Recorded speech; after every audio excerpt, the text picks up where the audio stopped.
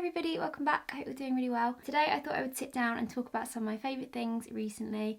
I really love doing these videos. It always makes me feel really happy just talking about things that I really love. I've got a good mixture of skincare, some beauty bits, a couple of books that I've been really loving. So yeah, I'm just going to get into it. I think I'm going to start with skincare. First up, I've got a couple of skincare products that I've been really loving. First up is the Beauty Bay Buttercup Cleansing Balm. I've been using this every single day for probably about a month now. I use this to take my makeup off in the shower. Very similar consistency to the Emma Hardy Cleansing Balm, which if you've ever used, it is beautiful, but it is bloody expensive. I think it's like £50 for this sort of size. It does feel a little bit like you're just sort of watching pound coins just sort of off your face into the sink. So it's way more reasonable, has pretty much the exact same effect. Very similar consistency, smells amazing. Been using this to take my makeup off, haven't actually used anything else. And yeah, simple, does the job, love it. I love the Beauty Bay Skin stuff in general. If you want really good, clean skin products that are affordable, the Beauty Bay stuff is amazing. So next up, I've got a product from Milk Makeup, who are obviously a brand that I adore. This is their Sunshine Oil. First of all, love the packaging, always love the packaging of Milk product. I think it's so cool. You just kind of pump it up at the bottom and then it comes out of this roller. So really easy to kind of chuck in your bag without getting oil everywhere. You can literally just roll it on. So I love using oils underneath my makeup. I know a lot of people are kind of really freaked out by that, but I think it's just always going to give you a very glowy look. I've got the oil on underneath my makeup today, and I feel like it just always makes my skin look a lot more radiant. If I don't use a more oily product underneath my makeup, I feel like it kind of just sticks to bits. Oil just kind of makes everything glide on, if that makes sense. I know I'm going to get a lot of use out of this. I've only used it a couple of times, but I can tell that I already really like it, and it's worked really nicely underneath my makeup. So yeah, absolutely love that. Moving on to makeup, this is another product from Milk. This is kind of, these two sort of work together. This is the Sunshine Under Eye Tint and Brighton. Similar packaging with the sort of little roll up. Perfect for under eye, you can just get right in there. This is the shade 2, I believe. I used this morning as well and I love it. Just really easy, feels a lot lighter than a concealer, I think, where it's probably got a lot of skincare in it. Good for just chucking on and going. Just makes you look a little bit more alive, which I appreciate. Milk can just do no wrong in my eyes. I've never tried a product from them that I haven't loved. So this is a product that I've used in my last couple of makeup videos and I've been using every single day since I got it. This is the Vive Skin Nova Primer. This is so beautiful. This just gives the nicest glow to your skin. I've been using it on its own under makeup. I've got this on today as well. It just gives the most beautiful glow. Again, this feels like skincare to me. This doesn't really feel like a primer. It's not sticky. I haven't stopped wearing this since I got it. And the combination of this and the Vive Skin Dew is just the most insane thing in the whole world. It's just so glowy, but still looks like your skin. It doesn't look glittery glowy. It's just, I love. That is my dream skin look. So yeah, this is absolutely beautiful. If you are looking for a new glowy primer, I can't recommend anything more than this. So, but one other product from Vive, I couldn't not mention this because I have literally annihilated this for the last few months. It's kind of disgusting. The top has got glue on it. The state of it, I've taken this everywhere. I've used this every single day. The Modern Bronzer Bronzing Duo. Mine is the medium 1, medium 2. I am obsessed with this colour. I've used this one a little bit for kind of eyeshadows and if I want to do a more structured contour, but generally every day I do a more blown out bronzy look, and this is just the most perfect thing in the whole world. This one on today, and I haven't actually used any other bronzer. I feel like bronzer was always that sort of thing that I'd never found one that I really loved. I kind of just used whatever I had or whatever was left over, and then yeah, when I got this one I haven't used anything else and I am obsessed. It's the perfect balance of warm enough but you still get a nice bit of depth from it. See where I've got it on today, just so perfect. So in love with this.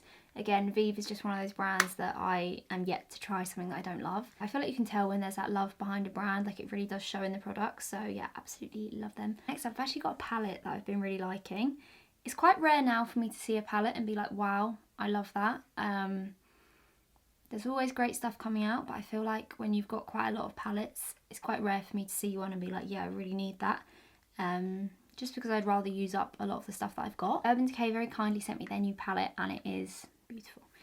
So this is the Naked Cyber palette. First of all, packaging is beautiful. I've got this one on my eyes today with a little bit of another product that I'm going to talk about in a minute.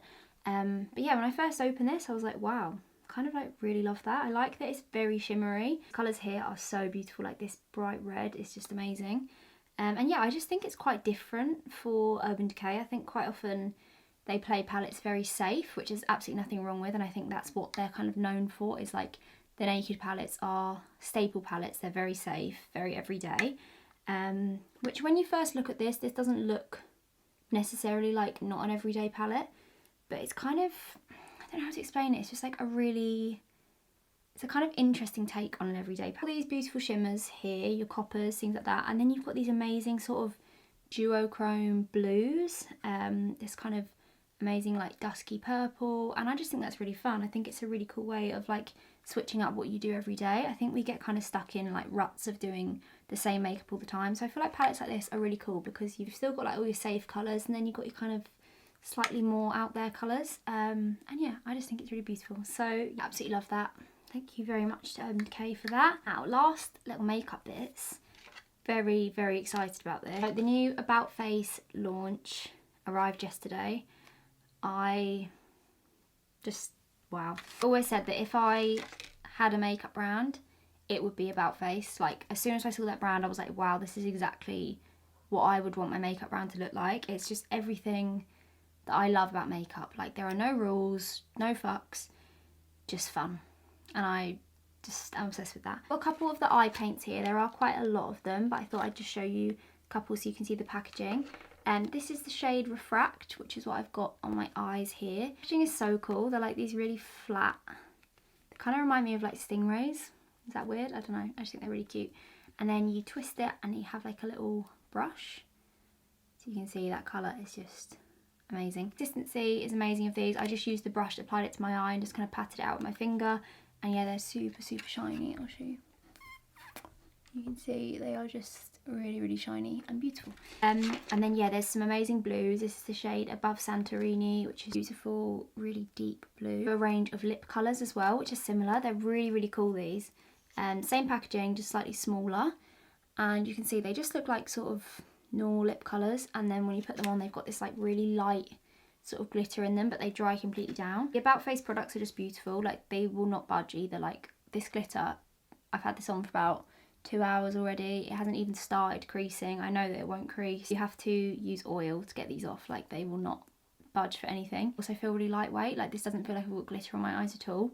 So yeah, I'm obsessed with About Face, and I really, really hope that it will be easier to get in the UK soon. I'm pretty sure it's fairly easy to order from the website. They're obviously a US brand, but I'm really, really hoping that somewhere like Cult Beauty or something like that is going to stock them soon. Because yeah, it really is one of the best things ever, and I want everyone to have it. So last but not least, makeup product. From that same collection, there are also 4 colours of brow glitters. What? Like, they turned up yesterday and I was like, oh my god, you should have seen me, like, literally sitting on the floor undoing this box. Like, I had glitter in my eyebrows, I had these colours everywhere, and I was like, wow, I look pretty. I don't think these ones have names, but this is like the light, sort of iridescent one. And I am obsessed. I actually used these yesterday and posted a picture on Instagram, and everyone was like, are your eyebrows glittery? And I was like, yes ma'am, they are, indeed. Kind of just made me feel a lot of joy at how much people hate my normal eyebrows. So thinking how much they would hate them glittery, it did help me sleep last night, I'm not gonna lie. But yeah, how fun is that? What a great thing to just do. Like, why not make your eyebrows glittery? I love it. I literally love it. Actually kind of subtle. Like, this colour, even though I had glitter through my eyebrows, it didn't really look too out there. It's just kind of like a nice little touch. So yeah, I'm definitely going to do a tutorial with all the new About Face stuff. Like, I just want to play with it and I want to put it all on my face and I want to go crazy. So I will be doing that. So one more sort of beauty product and then we will go on to books. So this is kind of a weird one, but I love fragrances so much. I don't really like having like a smell that I think is me. I like to have a lot of different smells and go with how I feel. So the other day my mum said to me, oh, I've seen something that apparently Marks and Spencer's do the best sort of high-end perfume dupes. And I was like, okay, get me there. Got hair on my face somewhere. Don't love that. I went down to M&S and I can't believe it. Like, honestly, I feel like just discovered some sort of hidden gem. The white coconut one, giving me Acqua di Parma. Very much. Acqua di Parma is one of my favourite fragrance brands, but they're like £150 a bottle. And I like to just be able to spray this like every hour. They don't last, which annoys me. Like if I'm spending £150, I want to be able to smell it all day, and you just can't. So these, I think this was like £9. And honestly, it smells amazing. Some of them that I sprayed were a little bit that sort of alcohol cheap smell, so I would definitely go in there and smell them. But this one is so beautiful. Like it just smells like really nice holidays. And yeah, it's like £9. So I just spray this like every hour. Don't even feel bad about it. Kind of cheeky when you go in there, because all the bottles you're like, oh, that looks like, I think it was like Penhaligon's, some of them look like, I think some of them were meant to be like Jo Malone ones. But I mean, fucking good for them, because joke's on us really spending £150 on things that don't smell or anything. Good to like just keep in your bag as well and just sort of like refresh. You are very welcome. You are very, very welcome. You can thank my mum for that. That's it for beauty stuff. So now I've got a few books to talk about. These are just a few books that I've read recently that I want to talk about. I am going to be doing a full book video soon. It is my birthday in 2 days. It's very exciting. And I've asked for so many books for my birthday, and like I haven't been allowed to buy any books for ages because everyone's like, don't buy them because I've probably got them for your birthday. So none of my friends talk like that. A lot of books at the moment that I really want to read, and I know after my birthday I will be able to read them. So yeah, I'm going to do like a big book roundup of like probably my favourite books that I've read this year. I think I'm going to do that. So yeah, for now I've just got like 4 that I want to talk about, very sort of specific genre. And I use the Goodreads app, which is also something I wanted to mention. I digress. It's a really good way of like storing all your books. So these are all of the books that I have read that I've put on here. You can like add ratings, you can write reviews if you want to. And yeah, I just find it a really good way of like, quite often if I'm like halfway through a book or something and I'm kind of like not getting it and I'm like, am I missing something? I'll go on there and like read someone else's review of it and be like, oh, okay, like it does get better. It makes sense. I wish the app was slightly better. It's a very, very standard app. I do wish it was a little bit more like Instagram. Like I wish it was easier to kind of like follow people. I wish you could post pictures on there and stuff. Obviously like book pictures, not like selfies and shit. But yeah, I just wish it was a little bit more like kind of the Instagram format. I think we're all very comfortable with that sort of format of app, and I feel like this one's a little bit old-fashioned, but it does the trick. It's more of like a personal app rather than for other people, which I guess is quite nice actually, so take that back. On there I kept seeing like Japanese books being recommended, and I was like, oh, I've never really read like any Japanese books before. I don't really know what that would entail. The other 4 that I have absolutely loved. So the first one was Convenience Store Woman. I'd seen a lot of people talking about this, kept seeing it every time I went into like bookshops, so I was like, do you know what, I'm just going to read it. It's really short. I think it's like, yeah, 163 pages long. It's really quick and easy to read. Like I said, this was the first Japanese book that I read, and I was like, wow, like not a great deal happens in this. Like if I had to tell you anything that happened, I can't really remember. Like it was kind of just flowing along, and it was nice, and I was happy reading it, and I felt very like safe. Which I know sounds so weird, but like the ending of this is very nice. It's not like not worth reading. The ending of it is very about kind of like just being yourself and accepting who you are for what you are, whatever. I was kind of like, why am I enjoying this so much when there's not really anything happening? So I went on Goodreads and was kind of looking at the reviews, and everyone was saying like, there's something about Japanese books that just have this sort of like, almost like dreamlike, really, really comforting sort of flow to them, and I don't know what it is, but I just love it. These definitely have that. Like I just find them really comforting. She loved this. This was really good, very easy. So her next book, I was like, yeah, I'm gonna love this. This is gonna be like chill. Her books are so chill. If you have read this, I don't even know. A couple of people were like, oh, this is kind of like crazy, it's kind of wacky, you know. I was like, okay, that's fine. Like I like weird, that's fine. Nothing cute and wacky about this. It's fucked up. Like this shit is about incest, cannibalism, multiple other just disgusting topics. Why was it still comforting? Why did I still enjoy reading it? This is the question that I've got. Nothing makes sense to me anymore. I don't know if I recommend this to people. Like it's good, but it's not good. It's really not good. it's really gross. The whole time I was reading, I was like, oh my god, is she okay? Like, I just imagine her writing this and being like, it's ready, would you like to read it? And everyone being like, oh yes, and then, oh. Like, the fact that she didn't get sectioned for writing this, really cool though. I really like how different these two are. Obviously shows like the range that they have as a writer, like the difference between these two, you would never believe that they were written by the same person. But yeah, both really interesting in their own ways. Definitely not similar at all, which I think I kind of love. I think that's quite cool. So this one, this literally makes my heart feel warm when I think about it. This is Before the Coffee Gets Cold. Again, one that I kept seeing the cover, and I think the cover was like really cool. It's got this sort of like shimmery kind of thing, this little cat. And yeah, I just really like the colours of it, so it kept kind of like catching my eye. This is literally like reading like a dream, written in the most like beautiful way. So I feel like with like these books, you can't really like spoil it. Like you could literally tell the whole story and it wouldn't, there's not any like and then like twists and turns. Like, that doesn't really happen. It's very kind of just like flowy, beautiful, just makes you feel something, but without being like a massive dramatic story, if that makes sense. This is basically about a cafe where you can like travel back in time. There's a lot of rules about how you can travel back. It's not going to change the present. So the whole way through you're kind of thinking, this is sort of pointless, why would you do it? I just think the message of this book is really beautiful. A very big message at the end about kind of like enjoying the moment before the coffee gets cold, sort of thing. So in the end it does kind of all like wrap up and make sense, because I think there was a point halfway through that I was like, where is this going? But then everything kind of wraps up in the end and all the stories come together, and it is just very beautiful. It really made me kind of like think about things, that book, which I like. There is another one as well, there is a second one, which I definitely want to read. A lot of people recommended that to me when I said that I love this one, so I am going to read that one. Last book, this is Strange Weather in Tokyo.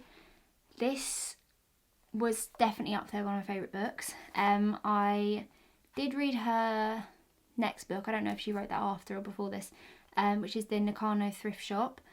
I didn't end up finishing it, I just got kind of bored of it halfway through. It might be one of those that I kind of like pick up again later on, but I think because I loved this so much, I really thought I was going to love it, and then I kind of didn't love it in the same way. But it's beautiful, like really, really beautiful. Then not massively a big story, not a massive drama, just a really simple, beautiful story. One of my favourite things about this book is, and actually all of these books, are how descriptive they are. I feel like in this one particularly, there's a lot of food descriptions, which I know sounds like really boring, but I find like there's something about like Japanese food, it just has these really beautiful names and everything just sounds really nice, and I don't know, everything just is very clean and like immaculate, and I really like reading about that.